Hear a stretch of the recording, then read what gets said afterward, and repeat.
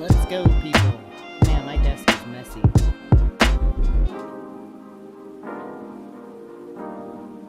Hello, Specs. Hi, Cassie. How y'all doing?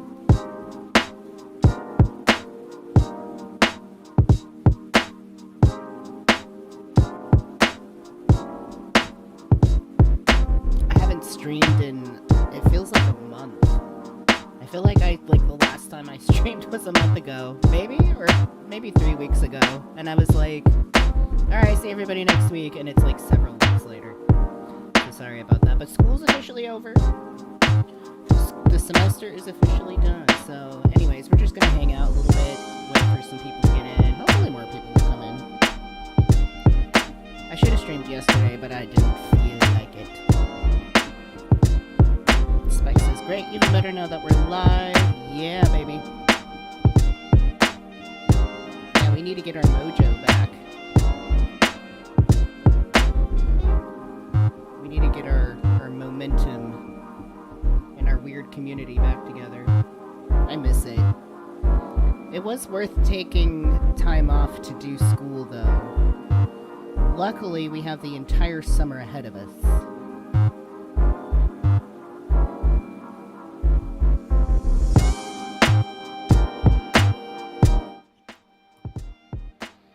Turn that down so you can actually, like, hear me.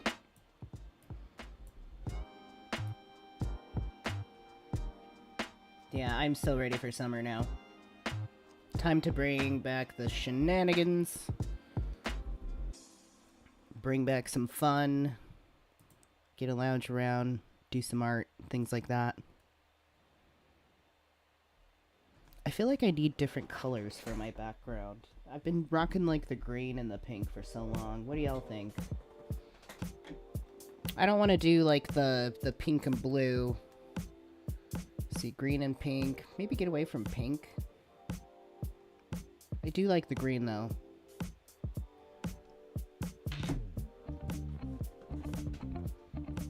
Let's see. Do a little bit more purpley. Oh, that's kind of interesting. Just a tad more purple. That's all we needed.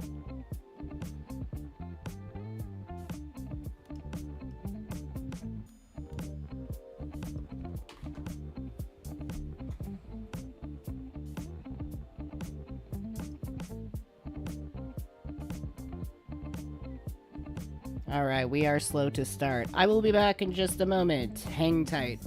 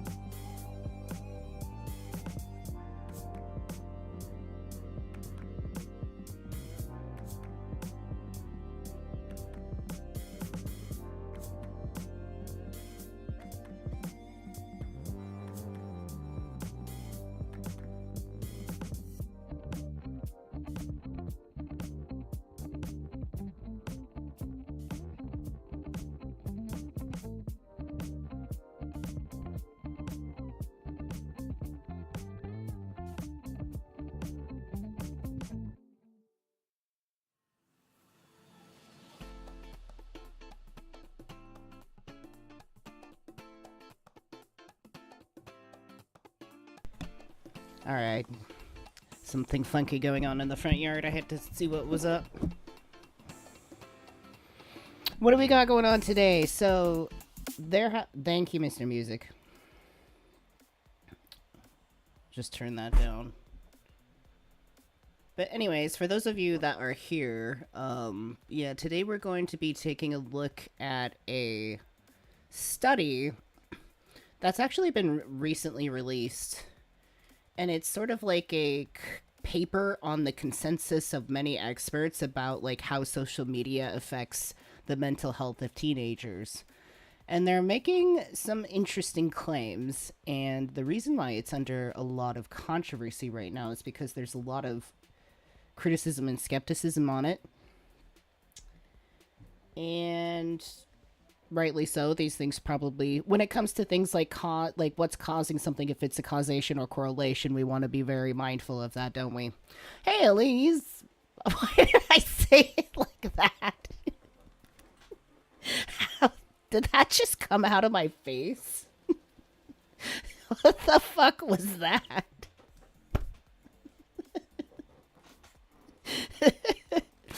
Elise? Like, what the hell was that? Yeah, shit. That's great. How are you doing, Elise?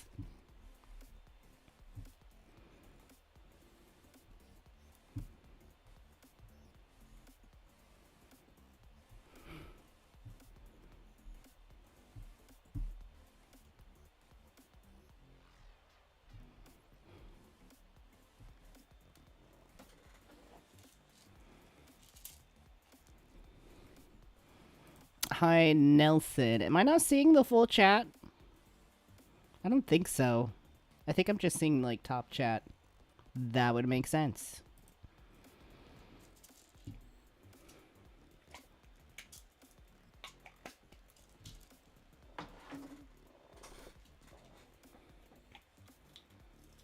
Yeah, no problem. Just remembering to take my medication.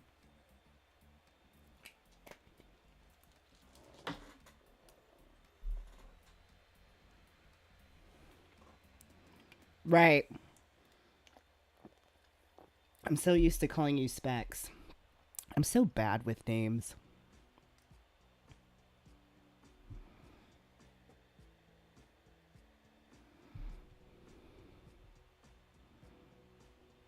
All right, people.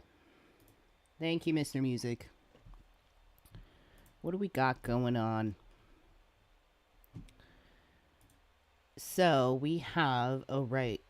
I wanted to get the...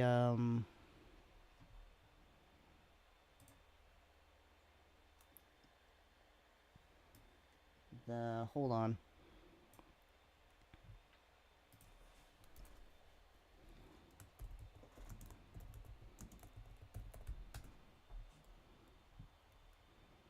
There we go.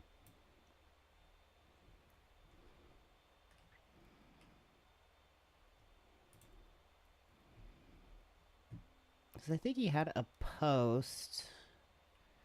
I don't want to sign into LinkedIn. Get away from me. So it all kind of boils down to like this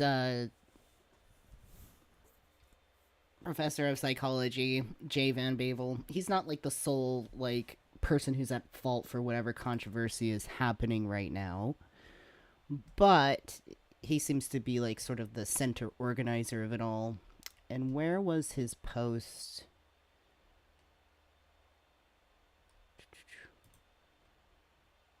About... Dang, I just had it.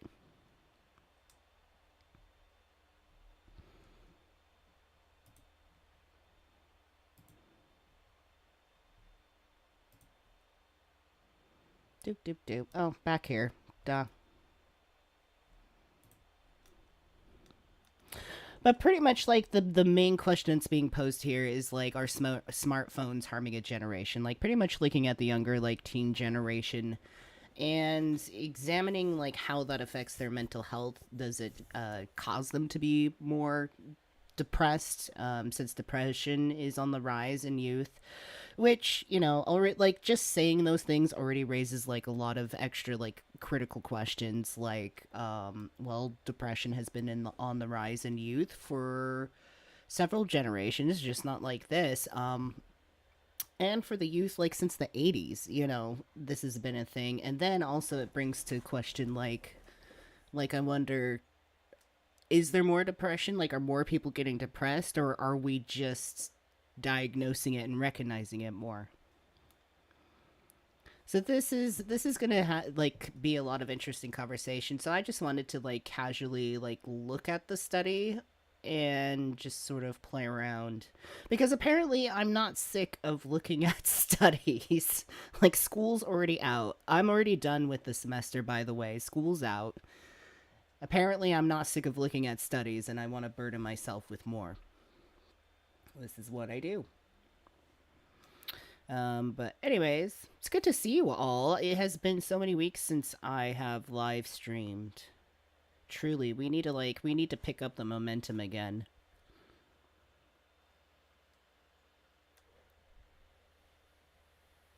We got like 5 people in here. Sad. Let's all go home. I'm joking. No, I'll stay around.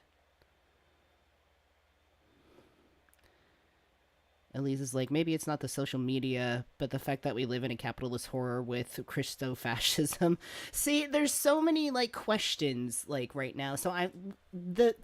And here's the important thing. When you read, like, studies like this, you need to think about the question that's even being asked in the first place. Because I feel like when you're just, like, generally asking the question, are smartphones harming a generation? The way to answer that, what does harm mean in this sense, and like what is it precisely that's harming it? Because when you think about a device like a smartphone, it's the content you consume, right? So it's like, what kind of content are people consuming? Which is a valid discussion. It's an important discussion, I think. Now that social media, like digital living and communication, is so integrated into humanity, like there needs to be things like taught to young people about sort of like digital hygiene, like healthy content consumption, which is, not some advice to be consuming healthy content is not advice to be taken from me, truly, because like none of the content I consume is good. So already you can see like why there's such a controversy about this. Let's see. When did he make this post? 1 week ago. So, anyways, this is a hotly debated and often polarizing debate. It is. So we surveyed over 120 experts on the topic to see where there was genuine consensus or not, like experts have previously done before for climate change. Where's my paper towel that I blow my allergies into? Hold on.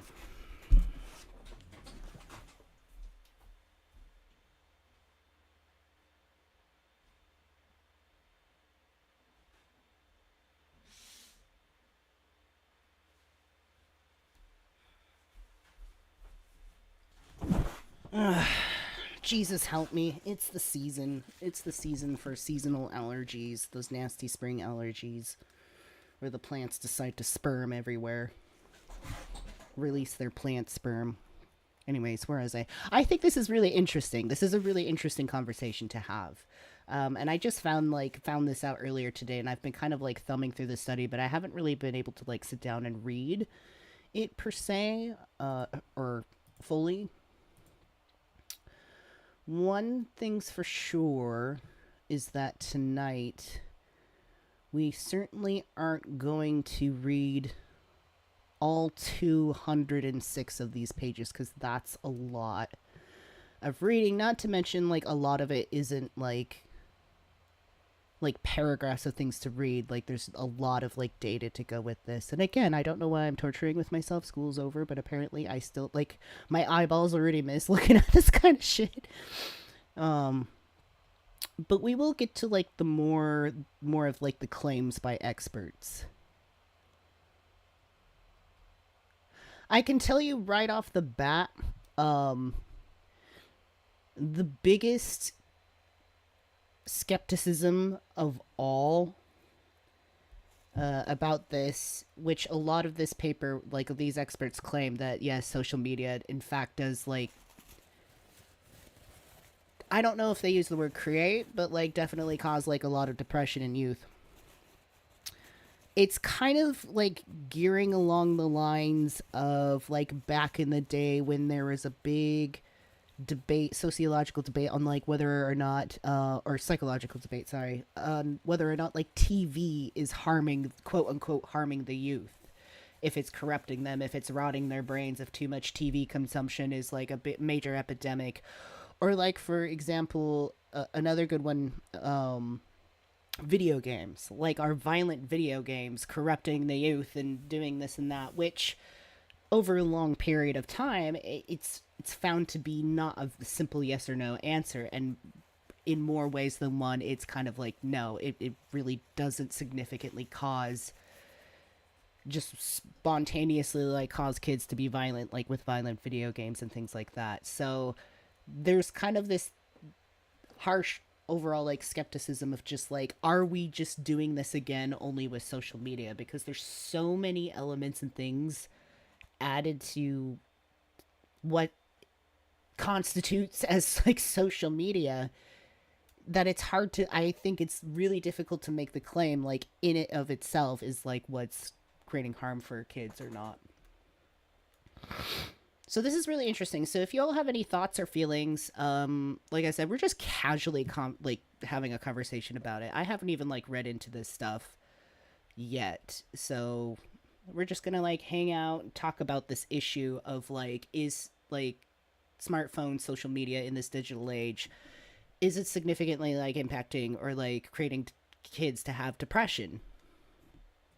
I think this is an important thing to have, and one thing I will agree with the study, no matter what, is that these things should be studied.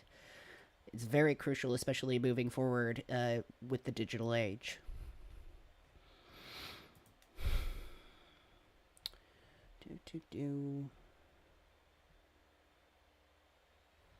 No thanks. There's 2 articles about this paper that kind of like sum it up, which is probably what we'll just end up reading like more, I think, but there is the full study there. So, new study finds most experts share concerns about the effects of smartphones and social media on adolescent mental health. So, keep in mind, like, this is like surveying experts. I don't know yet like what's being contributed as like actual data from like kids reporting about depression and if it's actually associated with social media or not. I don't know that yet. The largest ever expert survey finds consensus about rising mental health problems, along with general agreement about some causes and potential policy responses. The policy responses is where it's going to get interesting, especially if they promote like some sort of maybe limitations on young people having access to social media, in which case, like, how do you go about putting that into effect? Because it's like, I don't really see any real way around that, because kids are going to get a hold of and get into things whether or not they're allowed to. They're going to do it anyways. They're going to find ways to get into it. If like you're not able to sign up for social media until you're 16, bet your ass there's going to be 14-year-olds like going out there and figuring out how to sign up anyway. So I'm thinking like, would that mean you would have to like load like your legal ID to social media to use it? Probably. I feel like that would be the only way.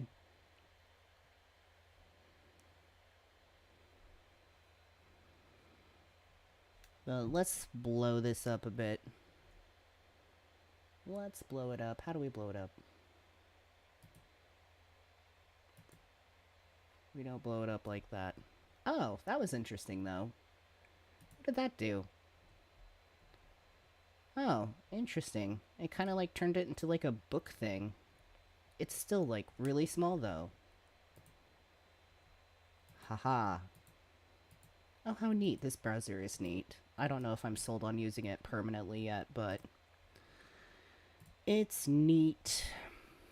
It's got lots of gadgets and gizmos and stuff. So, right. Are smartphones and social media platforms harming children's mental health? Why don't we pop that into our thing? So the handful of you can take it. Engage with your audience. Start a poll. Let's ask the question.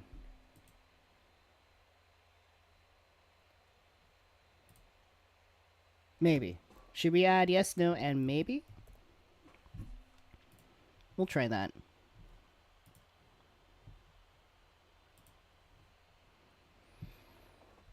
Anyways, alright, so are smartphones and social media platforms harming children's mental health? Is the evidence of harm strong enough to justify taking protective action, such as keeping children and adolescents from opening social media accounts before they turn 16?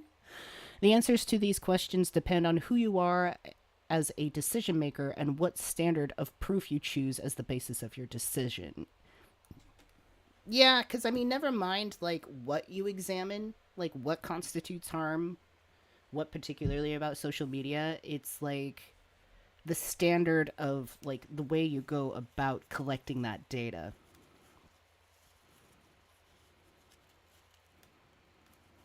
And he says, I guess I'll put maybe since a more nuanced approach is needed. Yeah, it's very qualitative data oriented, qualitative oriented. If you have quantitative data, it's like easily measured in like specific numbers. But when you're measuring things in like amounts of like harm, quote unquote, like that's more qualitative. That's harder. That's where you're going to get more information. Like methods for that are usually survey based because like you need people to like report their experiences. So until we have like, I don't know, I don't know what Pew Research studies are out there yet, though. I don't know a lot. That's why we're talking about this. That's why we're getting into it. Do. So, anyways, the highest standard of proof in the legal system is beyond a reasonable doubt. This is the standard used by juries in criminal trials, part because we agree as a society that a false positive, sending an innocent person to prison, is much worse than a false negative, letting a guilty person go free. It's true. False positives happen, they're very concerning. Applied to questions about social media, this standard would require strong evidence of harm and or high degree of consensus among experts that social media was harmful. The question asked here is can we be certain or nearly certain? I feel like we can be nearly certain because as it's talking about like a false positive is like an innocent person being proven guilty of a crime they didn't commit, but like they didn't it's like a false positive, right? So this is like a major concern with this study because it's like I mean it goes down to basics like correlation does not is not causation, does not imply causation. Just because there are very profound correlations with depression and mental health or whatever constitute as harm in their eyes and like how that affects kids like the social media they consume and the harm they get like there could be strong very strong profound correlations there, but even though all the information is right there in the same spot like it could still you could still just not be able to say that that's what's causing it, but it could seem like that's the case, right? So that would be like kind of like a false positive. So this does deserve like a lot of critical thinking and like skepticism when this is approached. And pretty much all you can do, I think, is try to get a bunch of like, experts together and form a consensus. But what does that really mean when experts get together and just have a consensus? I mean, there's a period of time where experts like all had a consensus that we were the center of the universe. This is very paradigm oriented.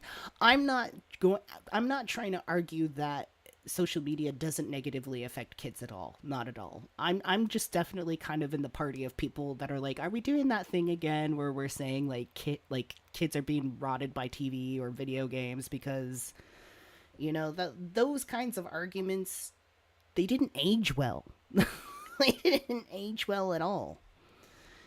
Um, but there's so many different like elements of social media, so we'll see. Lee says like like there's kids. Are the kids poor, non-white, LGBTQ? Because depending on those answers, I'm sure they might come across it. And I think the study gets into that. They start talking about like how like girls are typically affected, how boys are typically affected. I think they briefly touch on like LGBTQ like as a whole, but not really like on trans kids because like depending on your own like situation, like who you are like demographically or like how you are placed in society, like your experience of social media is going to be far different than somebody else, right? I mean like if you're a child of like immigrants, like your experience of social media is going to be much different than like a white rich kid, somewhere else. Just throwing that out there for example. So that's very right, Elise. I mean there's like, so what do we talk, it's so hard to just say that like make a solid statement so short about something that's so complex and has many, many facets. Are we going to read this or am I just going to talk about it myself? Let's do our own study. Screw these people. All right, so can we be certain or can we be nearly certain? I think we can. I think there's going to be a lot of room for people to assign their own personal morality to the situation, which is what a lot of studies get used as bitches in a lot of cases where people will just take their own moral like narrative and like apply it to a study, and because it kind of like works for them, you can gather data and the data can be perfect, but depending on how it's represented, it can completely change it. It's not enough to just collect the data. It's like the intention and how you look at it. So when you read studies, you got to really keep in mind is like, what are they trying to ask? You know, like what's their intention here? What's their motive? And like these guys want to use this information to try to perhaps, as they were saying before, doing protective action. And that's the other thing too I like to pay attention to is how they word things. Protective action. What does that mean? You know,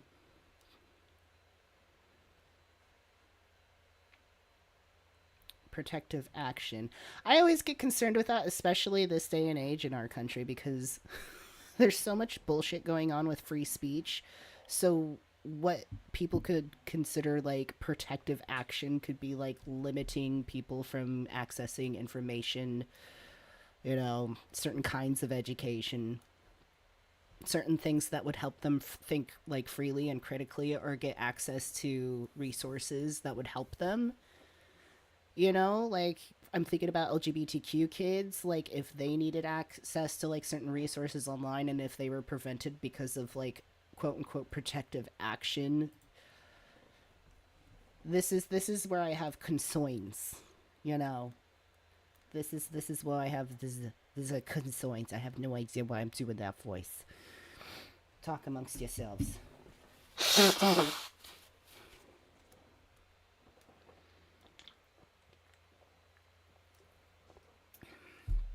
Okay. Where are we? Oh. Should legislators require proof of harm beyond a reasonable doubt when they consider regulating social media platforms? No. Okay. Because of the job of a legislator is to make decisions and policies under the conditions of uncertainty. Who wrote this? I think I'll have to let that digest a little bit. I'm not quite sure where they're going. I'm suspicious of everybody. it's it's like detective work, I think. Like when you do this, you just got to keep your wits about you. Okay, it often takes the scientific community decades to reach a consensus or near certainty, especially on matters related to media effects. If legislators had to wait for a scientific consensus before they could pass any laws to protect the public, they would be largely unable to adapt to changing environments, including novel public health threats and dangerous new products like food safety. Okay. Yeah, you can listen, Elise. No, Elise, stay here. Open your eyes. Don't look away. Just kidding. Anyways, legislators, like jurors in civil trials, often need to rely on a lower standard of proof. Well, this isn't helping my nerves. I don't like that. But that is something interesting to consider. It's true. Like, legislators can't really wait for scientific consensus. They kind of just have to act based on the social environment or the whatever's going on at the time. The vibes, man. I swear, sometimes the way they like word things, it's just easier to say the vibes.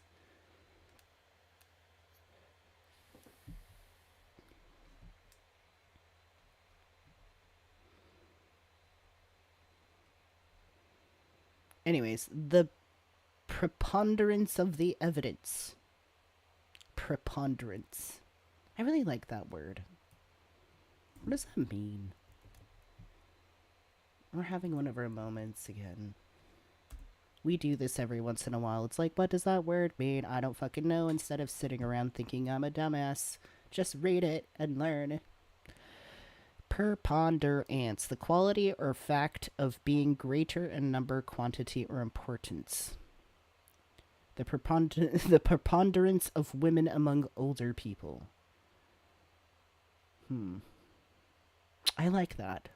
I'm going to figure out how to apply that to myself in my life in some way. Don't be preposterous with your preponderance. Ah! This is the standard used in civil trials because the cost of being wrong, whether in favor of the plaintiff or the defendant, are seen as roughly equal. The jury must consider the evidence and then offer the best judgment about which way the facts of the case point. Pardon me. The question asked here is not about certainty, it's about probability. Which side is probably right? Which is like a lot of studies like this, these sort of like social studies, like these papers and things, surveys and stuff, you're never really going to get 100% answer, right? Like if I wanted to know how many people in the world like the color yellow, I'm never actually going to know that. Ever. So the best I can do is get a sample of like so many people, and then based on that, however many percentage of people like yellow out of the sample I got, I can maybe infer as to what the whole entirety of the world, if they like yellow or not. So it's a lot of just intuitive play. Like it's you're never gonna be 100% right. It's a lot of statistics. I mean, so which side is probably right? Applied to questions about social media, this is a good article, by the way. I need to go back to the other version of it and see who wrote this, but I really like this. Thinking is fun. Applied to questions about social media, this standard of proof would simply require that overall, on balance, the evidence, as judged by experts, points more strongly towards harm than towards harmlessness. If the preponderance, there's that word, I love it. It's so fancy. It just preponderance. Everybody say it out loud right now. Preponderance. The preponderance of the evidence indicates harm, then legislators should strongly consider doing something about it. Okay. Preponderance. Oh, preponderance. Lord have mercy. I'm not even saying it fucking right this whole time. Jesus Lord. Preponderance.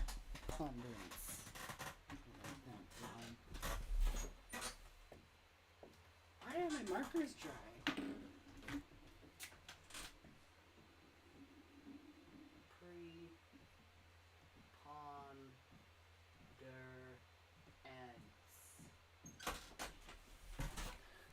Preponderance.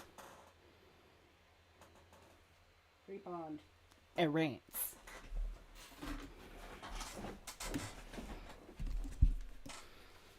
Lord have mercy. Jesus Christ in a crack house.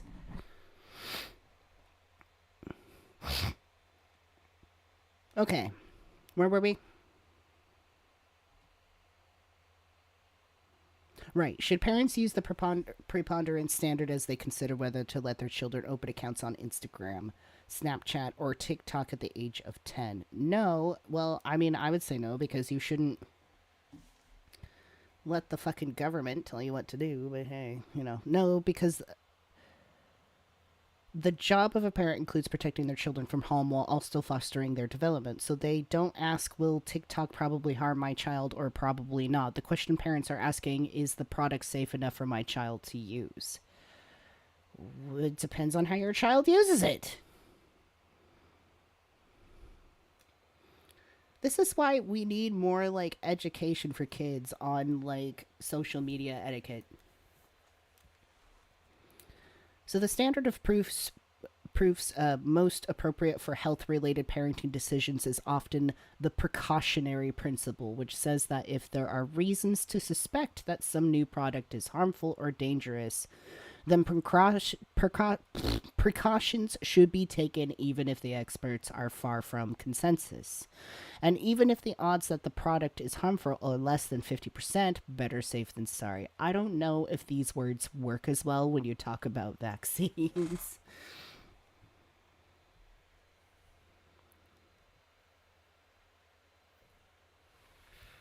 Actually, it does because the experts are pretty well in consensus, but hey,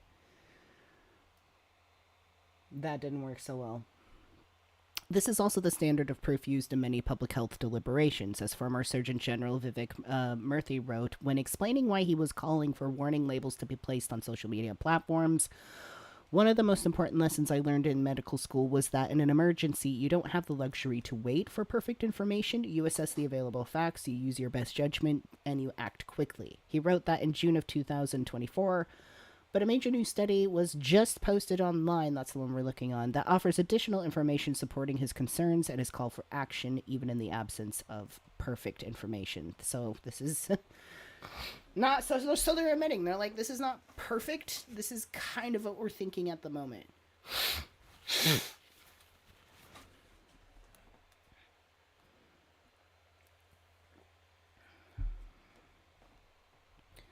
So, the consensus study. A group of researchers set out to discover just how much consensus there actually is within the academic community on the potential harms of social media for adolescents and on the state of evidence about those harms. The study was led by a core team composed of Valerio Caprera, blah, and then all these stuff and people whose names I can't pronounce, and then J. Van Bavel, which I just used him because I think that's how I started finding it first, is through his name. Anyways, they recruited a large group of researchers, including the two of us. Oh, you guys. Okay. You're responsible for this. Well, that's good. You're being critical of your own piece. Anyways, they submitted the manuscript and have posted it online in a public archive in order to facilitate public discussion about the work. It has not yet been peer reviewed. Interesting. Well, I mean, it was just released. So this is a whole study you can find. It's 200 pages. A lot of references. A lot of beautiful data. Oh, one of these days I'm going to have something like this. One of these days. One of these times. So, to structure the study, the researchers selected 26 claims from the text of The Anxious Generation, primarily from chapters 1, 5, and 6. We work with them on this phase to refine the claims that they proposed in order to be confident that the claims to be tested were the claims we made. We were not otherwise involved in the genesis of the study nor in its design. All right. So the study leaders assembled a large panel of experts through targeted outreach to prominent researchers representing a range of perspectives on the issue. They then used snowball sampling, asking initial invitees to recommend additional experts. Interesting. So snowball, so like you have somebody take part of it and they get other people to take part in it. Anyways, this process yielded a group of 229 researchers who were formally invited to participate in the study. That's a lot of steam power. Additional researchers gained access to the survey via post and relevant academic forums, bringing the total number of individuals who received their survey at some point to 288. See footnote 2 for details on the expert sample, blah, blah, blah. Okay, we'll look at that later.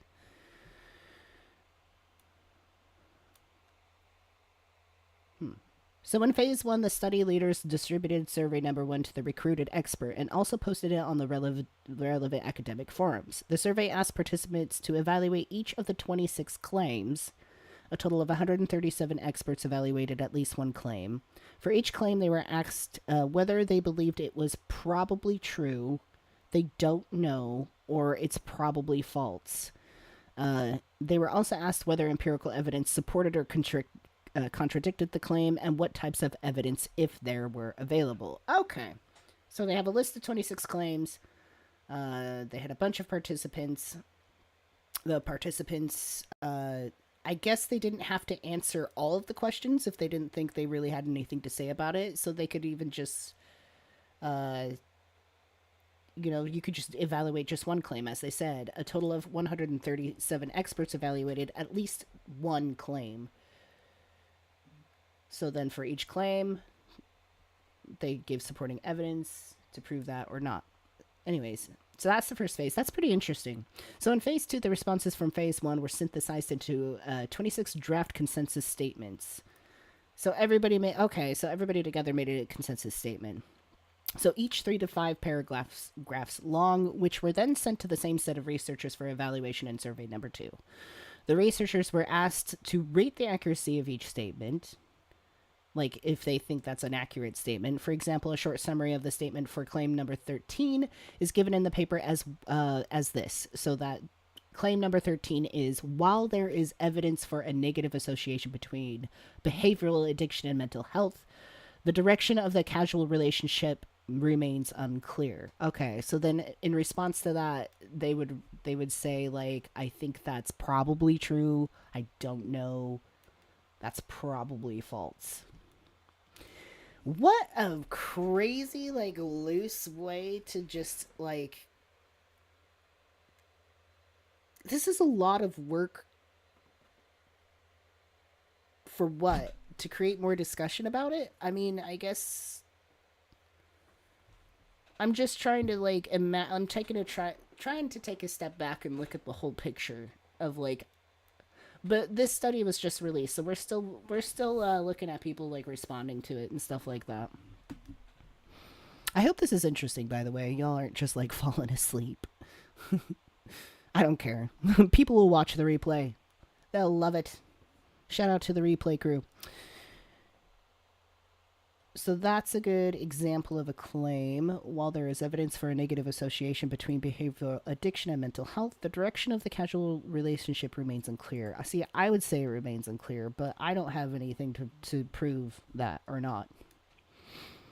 Note that these statements generally focus on what experts believe about the state of the evidence, rather than on what experts believe about any particular harms. Okay, the experts were also asked what they would want to change in order to say that the statement was accurate. Okay, that's interesting.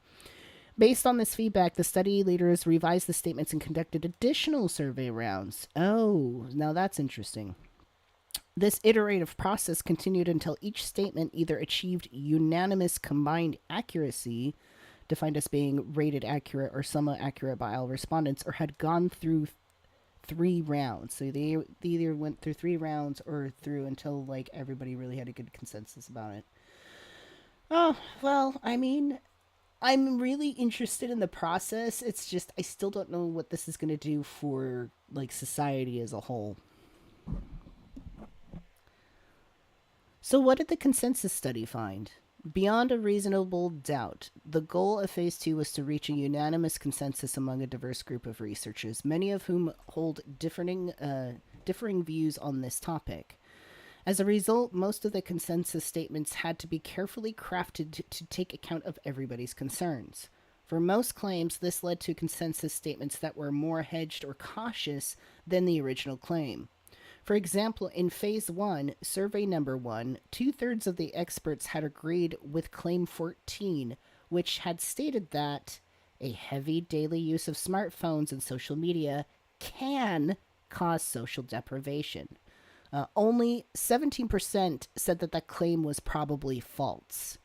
Yet when it came to writing a consensus statement in Phase 2, when they went back and examined that and figured out how to, like, reword it, that could attain near unanimity, the statement became much weaker than the original claim. So the second version of it says the strength and even the direction of the potential causal relationship between social media use and social deprivation likely depends on various individual and social factors. See, that's I mean, that's about as safe as you can get of a statement about it. The strength and even the direction of the potential causal relationship between social media use and social deprivation likely depends on various individual and social factors. But it's like various, well, no shit. It's like Elise was saying before, like where kids are at situationally. It depends on how their paradigm is, their personal reality. So, of course, most interesting outcomes in the social sciences depend on the individual and social factors. Yeah, that's kind of that's a very no shit Sherlock statement. Why is this happening? Because of things.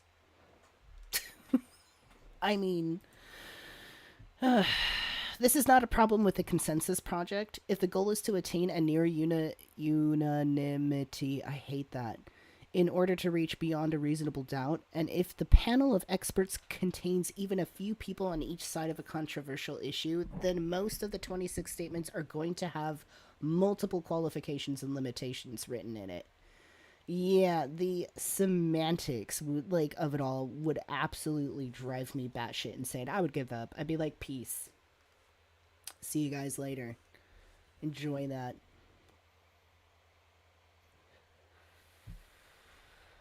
So, despite these caveats, a few claims achieved overwhelming agreement, with the corresponding consensus statements concluding that the evidence was substantial. So, here's how those areas of agreement are stated in the paper. At the end of the consensus process, over 97% of the experts agreed that there is evidence that adolescent mental health has declined over the past two decades in several countries, including the USA, several nations in the Anglosphere, Nordic countries, and Western European countries, albeit with some heterogeneity, Jesus, these words, across countries and measures. More than 97.6% of experts agree that there is evidence that heavy smartphone and social media use can cause some sleep problems. Okay. Well, yeah, because you're up on your phone all night. Evaluating the sufficiency of evidence is inherently complex. Boy, is it ever. As we now know, this is a very complex process to be able to claim fairly vague things. I'm not poo-pooing on the study. I mean, this needs to be studied, but it's like this is where we're not even scratching the surface. And a lot of finding out information like this about society and about people, you're spending so much time figuring out how to ask the question. Like, what are you asking? What do you mean precisely by the words you're using? Anyways.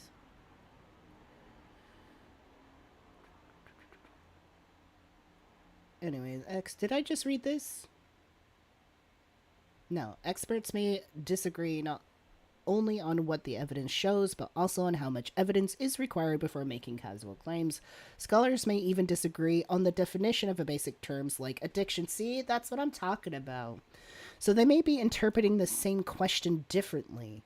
Near unanimity among researchers on any complex issue is rare, especially in the social sciences. So you can read all 26. I don't know if we're going to read through all 26. So let's take a look.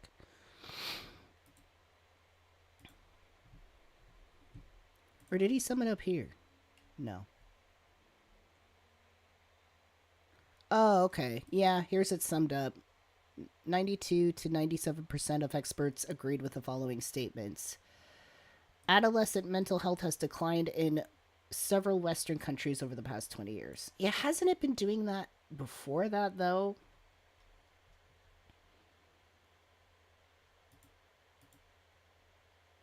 I wish I could just, make this bigger.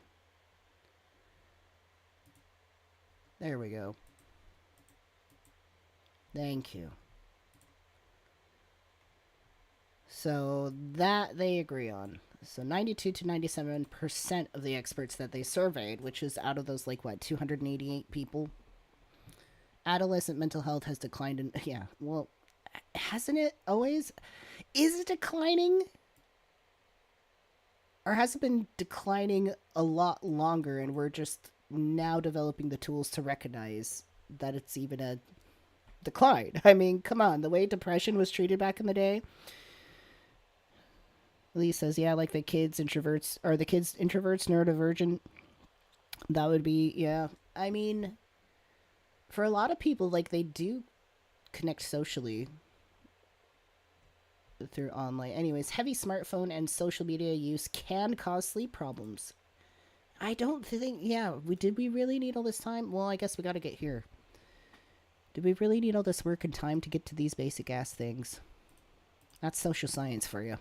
Smartphone and social media use correlate with attention problems and behavioral addiction. I mean, it does. It fucks up with your, like, reward and punishment processes.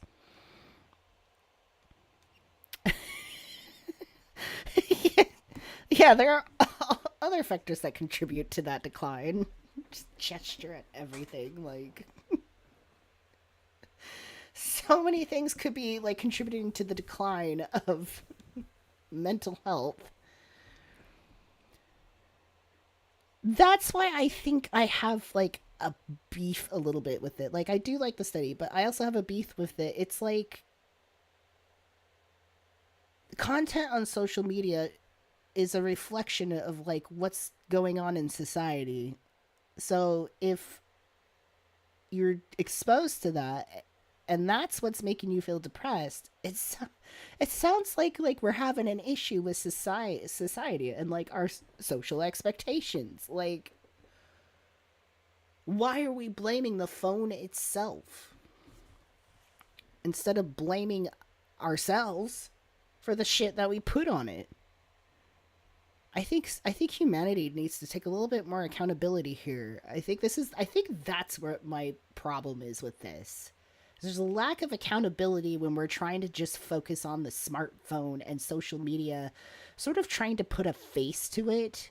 When these are like faceless entities, like they're not things. Like they're populated by content. Social media is populated by content. Who's making that content? People from society. Well, here we are. What the fuck are we doing? We're making kids depressed. Maybe we should change the way we live.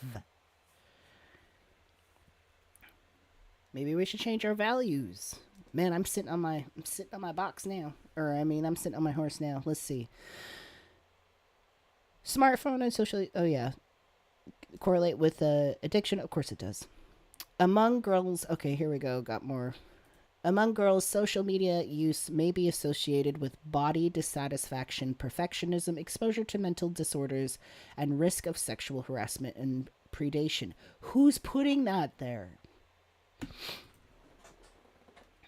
The way it's worded, and it's not these people's fault. I'm not mad at them. I'm just mad at the idea itself. Like, we're talking about this thing, and we're just talking about stuff like body dissatisfaction, perfectionism. It's like, why is our society posting shit online to have that be the normal reaction?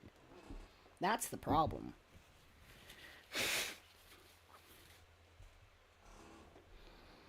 Let's see. Evidence on social media deprivation and relational aggression is limited. Okay, yeah, we don't know. It's the same old argument like, does playing video games, leave you socially deprived and more angry? Let's see. Number 6, the evidence for policies like age restrictions and school bans is preliminary. Well, I mean, you can't really do anything. Full paper. Oh, what are these people saying? By Matt Motel? I don't know. So the absence of so many people who have specialized in studying teen mental health and technology for decades is striking. Why weren't so many of the experts who have worked on this included? Heck, I ran some teen mental health studies at Meta and have been an expert witness in a number of lawsuits in this space for the last year or so, and I'm actively advising government officials in 29 countries on teen mental health and tech, and this is the first I've ever heard of this project. Ooh, this is some tea. I'm surprised as you tend to be multiple standard deviations above the mean when it comes to being careful and thoughtful about important research. Sass. That was posted a day ago.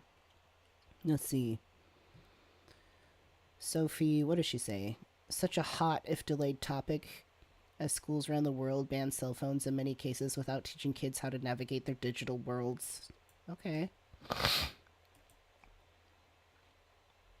Troy Root says, I can't believe there's real potential for collaboration here around neural pathways and the impact of technology on brain development. The more we can validate through technologies like yours. Okay, I don't know what you're. Yeah, having experienced the same arguments made against television when it was the dominant medium, I am skeptical. See, I'm with this guy. I'm in this guy's party. I'm with Paul. I'm in Paul's party. Depolarized. I don't know what that is.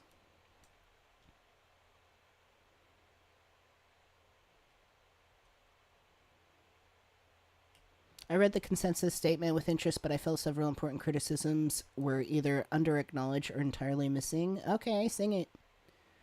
Omitted alternative hypothesis. Okay. Education stress models, which link societal success to school performance, are not discussed despite their relevance to rising youth mental health problems. Yeah, what about like their school situation? Lack of differentiation by baseline mental health. Although individual responses are acknowledged, pre-existing conditions are a major contributor. Longitudinal cohorts that span the pre-mobile phone era often find no effective phone introduction on mental health. Interesting. Some methodological nuance. While the authors note limits of observational and laboratory studies, they overlook how within person, like daily diaries, versus between persons designs yield markedly different associations. Versus between person designs. I'm thinking maybe by between person designs he means like we're asking the experts, we're not actually like looking at or the actual information from the kids. Longer term trends. National surveys from outside the US show rising youth mental health problems back to the 1980s. Yeah, indicating that upward trend predates smartphones. Okay, so that's something else because I've heard that before. But you always hear that in the media. I feel like at any fucking age you are, it's like, oh, the youth are being corrupted. They're so depressed. Look at this goth. Diagnostic sensitization. Greater public awareness and reduced stigma likely inflate self-reports of anxiety and depression independent of any true prevalence. And that's the thing. It's really difficult to like survey things like depression and like how you're affected by like do certain things exacerbate it or certain things causing it. Like there's so much, and this is just for example, like there's so much to depression, so like you to try and see if the phone itself, like the social media itself, is like a significant contributor to this, like there's you're never going to be able to get like an exact answer. It's not like something that you can just get an answer to in like ones and zeros, right? Hi, Laura. So about bad body images in society's part in that before the internet there was TV, magazines, society seems to find a way. Yeah. Yeah. I mean, this is just the new thing. Cassie says, I feel like the big difference between TV and video games and doing damage in social media is how personal social media can be. People can and do talk directly to a kid making content and say a million hateful things with no repercussions. Yeah, that's true. And that's where there's like a significant difference between like things like but video games. I mean, back in the day, they were pretty solitary. I mean, you had multiplayer, but you all had to be in the same room for the most part. I mean, a lot of video games now, like you're connecting with other people. You have like gaming parties and stuff like over the internet, so they're not necessarily like socially deprived, I'd say. There's so many things to branch off and like sort of like discuss that surrounds and orients with this, but it definitely should be paid attention to more.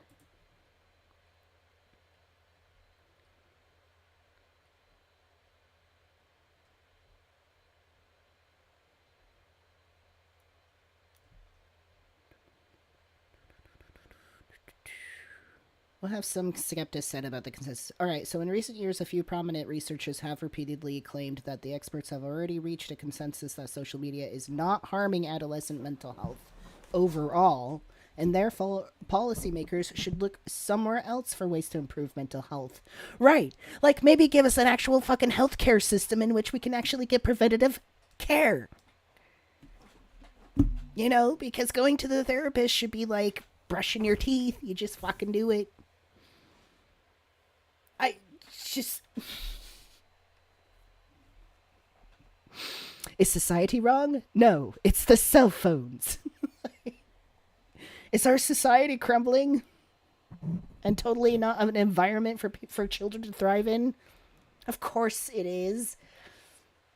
Or, of course it isn't. Really, it's the cell phones. Jesus Christ. Christ almighty. So here is such one statement from Joannis, Monsieur, names I can't pronounce, I'm sorry. Most scholars have reached consensus. Concerns about general social media use don't seem warranted. They believe that the evidence for their view is so strong that the consensus among researchers is so high that the case is essentially closed. All right. The disconnect between having delivered that evidence and request for more of it puts social scientists in an uninevitable position. After all, is the question about social media's potential harm not answered? Wouldn't it be prudent to stop investing resources into researching effects that evidence suggests that are not there? Yeah, this seems a little bit odd. Who motivated this? Who motivated this? How did he get motivated? How did these people get motivated for this? I have so many questions.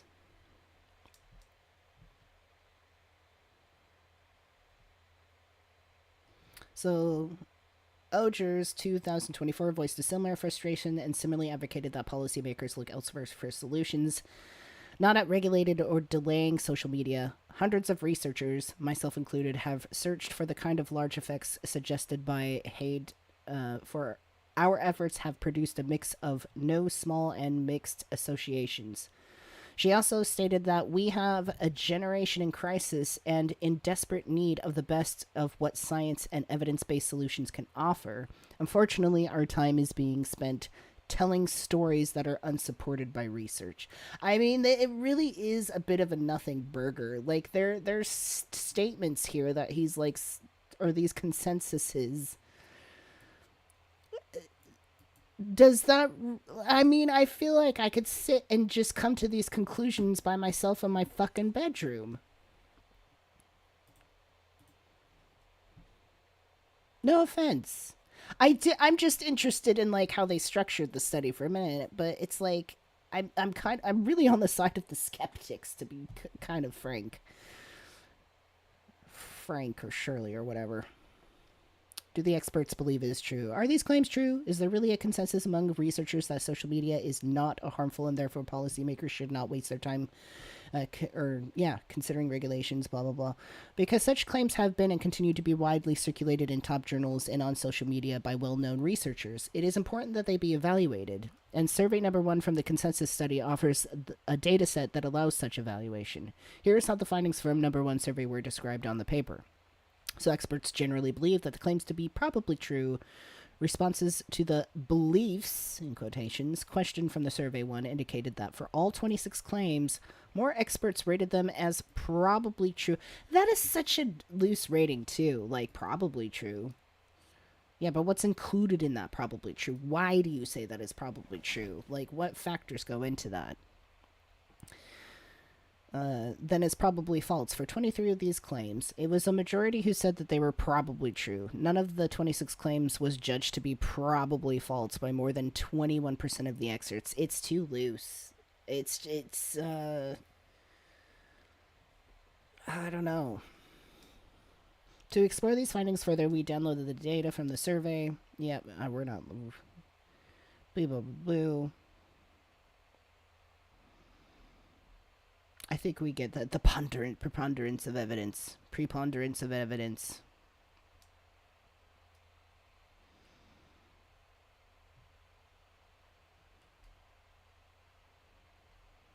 More about claims about mental health trends. Let's see. In chapter 1,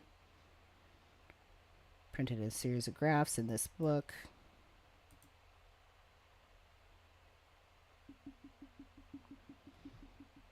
Over the last 2 decades, there's been a decline in the mental health of among adolescents. Okay, yeah, the decline in mental health among girls in the USA began in the early 2010s. Really? Pretty sure it began a lot earlier for some. The decline in mental health among girls in the U.S. Since early as 2010s is more pronounced than the decline among boys during the same period. Interesting. Over the last 2 decades, there have been a decline in mental health among adolescents in the Anglosphere, which is like Australia, Canada, Ireland. It's a whitey town. Over the last 2 decades, there have been a decline in mental health among adolescents in the Nordic countries, Denmark, Finland, Iceland, and Norway, and Sweden. And over the last 2 decades, there have been a decline in mental health among adolescents. Okay, so everybody's like declining in mental health.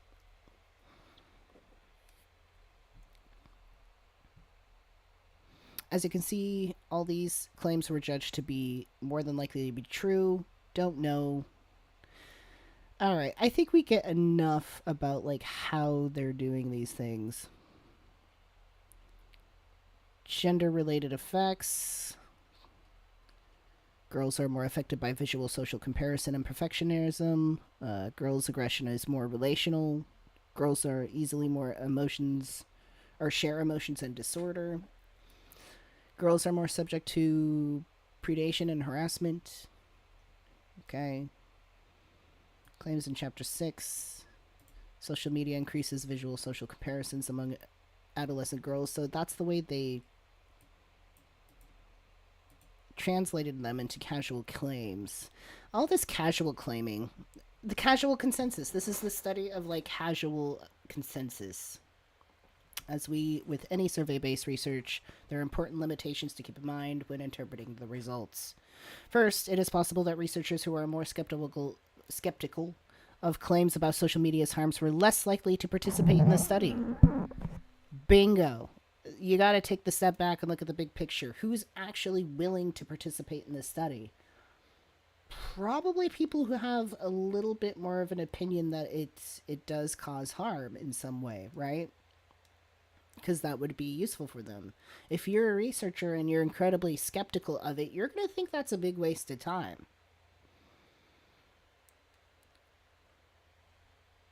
So it's not, yeah, it's a consensus of experts, but it's not like it's a consensus of every single expert in the entire world. So, anyways, while we do know that a wide range of views were included, including some prominent critics, we cannot be certain that perspectives were represented in proportion to their prevalence in the broader research community.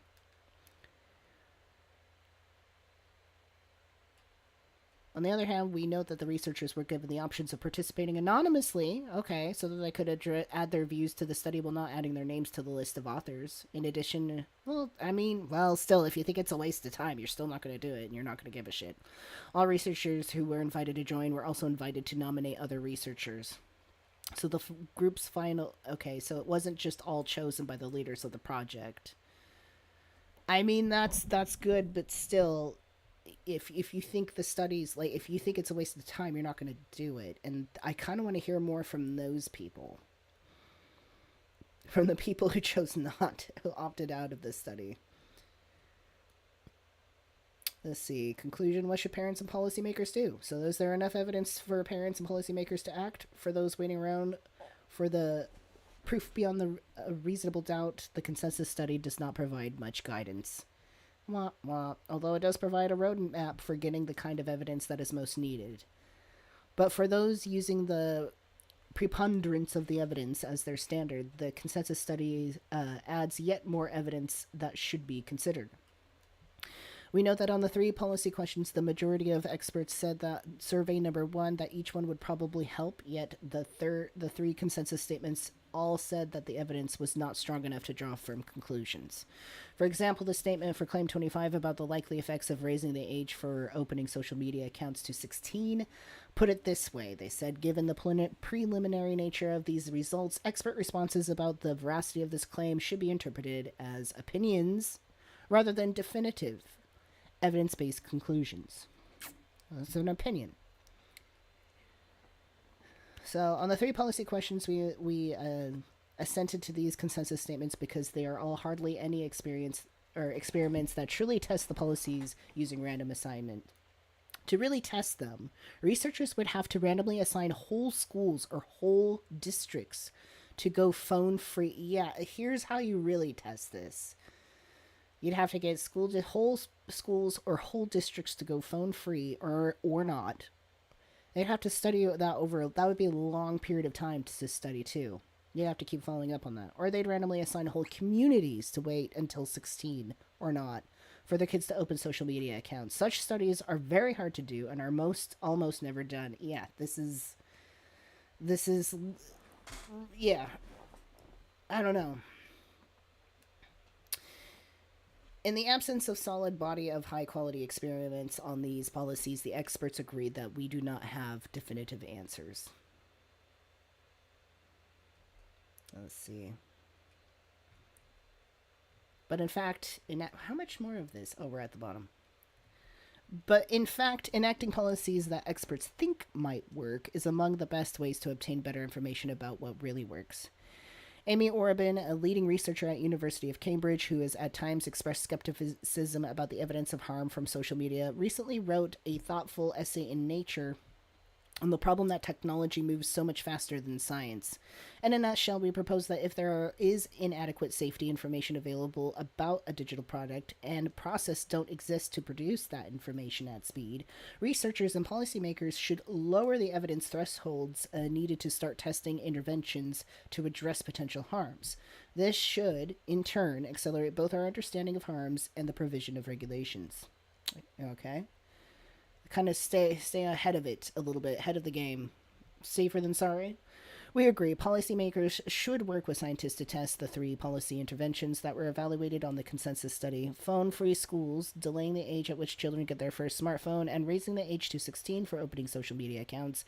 These three policies are being implemented around the world, but if more could be done using random assignment of whole schools or towns and careful evaluation using validated measures, we would get closer to that perfect information that the Surgeon General mentioned. In conclusion, the consensus study is a major step forward in mapping out where there is a high degree of consensus and where levels of agreement are lower. Parent and policymakers should understand the various levels of proof that are appropriate for different decision makers, and then they should make their decisions accordingly. The end. Yay! Wasn't that a fun bedtime story, kids? Just kidding. That's the kind of thing, too. It's like, well, it seems like that was a whole lot of work for nothing. I mean, yes. But the work is done, and we should still build upon it, especially something that is so difficult to measure. The conversation should stay open. Care and concern for our youth should be there. But what irks me the most about all this is, like, it's kind of like everybody's got blinders on, and it's like, all right, we're trying to find the thing that's potentially hurting kids. It's like, it's society, it's us. Like, we gotta change our shit. We gotta get our act together. We gotta revolutionize the way we live so we can create an environment where kids thrive instead of having these issues of, like, mental health declining and degrading. I mean, for here in America, we don't even have great health care. There's hardly any preventative care for kids to deal with depression, to regulate emotions, to do anger management, anxiety, management. None of that shit.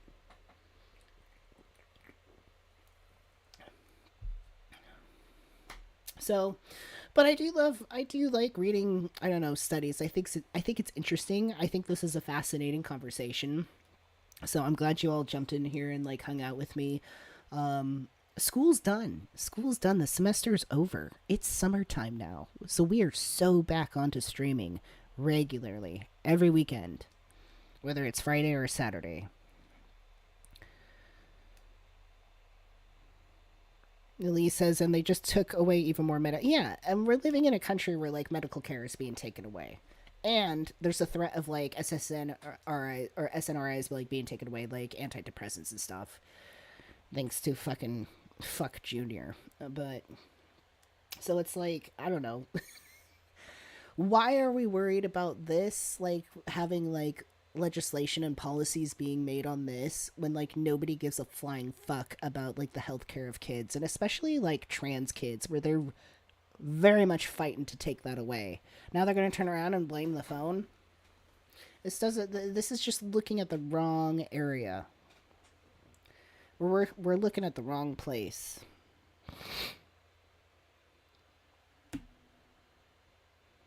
Like we are looking for fresh daisies in a crypt, girl. You gotta go out in the sunshine. Stop hiding in the dark. So I'm annoyed by the lack of accountability. Like I think as like humanity, we gotta think in terms of like us a lot more. Like what are we gonna do? How are we gonna fix this problem? Instead of just like playing this finger pointing game. Well, who's doing what? And that's not me. It's like we kind of need to start taking some collective accountability here. Less individualized accountability. Like, if I didn't personally do it, then, I don't have to help fix it or deal with the situation. If it's not that relevant to me, like, everyone should care. Everyone should care. Our country especially is just a little bit too individualized, I think. And I don't mean in the sense like we all need to start dressing the same way and like, speaking the same way and all and thinking the exact same way. That's not what I mean. I mean, you just need to start thinking in terms of like being a part of a community rather than just like this dog eat dog world, keeping up with the Joneses, like Sigma grind set, like individualized, like I gotta fucking, bust my ass and hot skibbity toilet Rizzler and all that shit and make that money, it's not going to work in the long run. So our survey is 40%, or let's see, we said, our smartphones and social media platforms harming children's mental health. 40% of us said yes, and 60% said maybe. So we have our own consensus. You see how that goes. We just conducted a study right now. We have our own consensus because we are also a group of experts, and we have come to a consensus that maybe smartphones and social media platforms are harming children's health.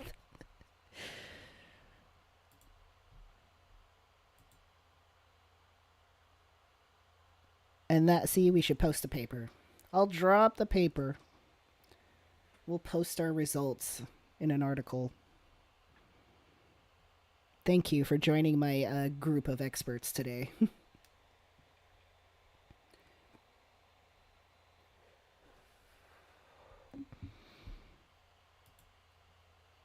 I think our research included more nuance than care. It did. Hey, we worked very hard on that, all right?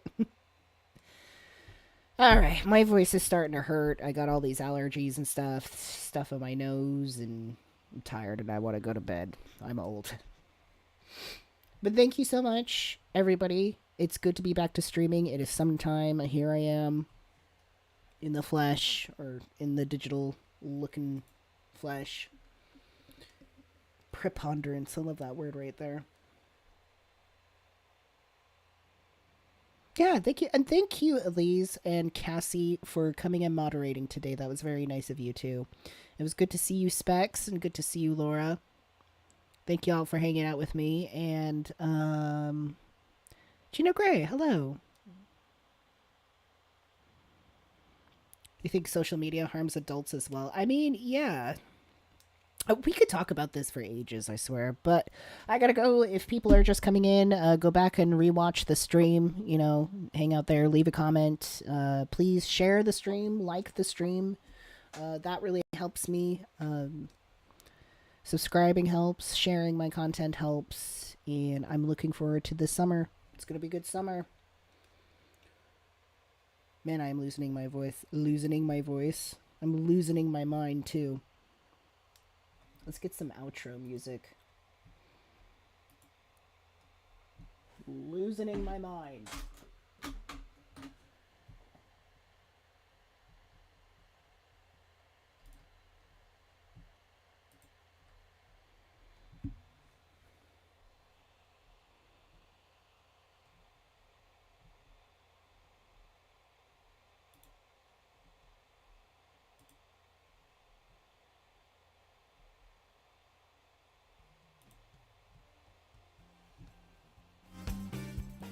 Alright, little funk on the way out. Everybody enjoy your weekend. We will be streaming next weekend.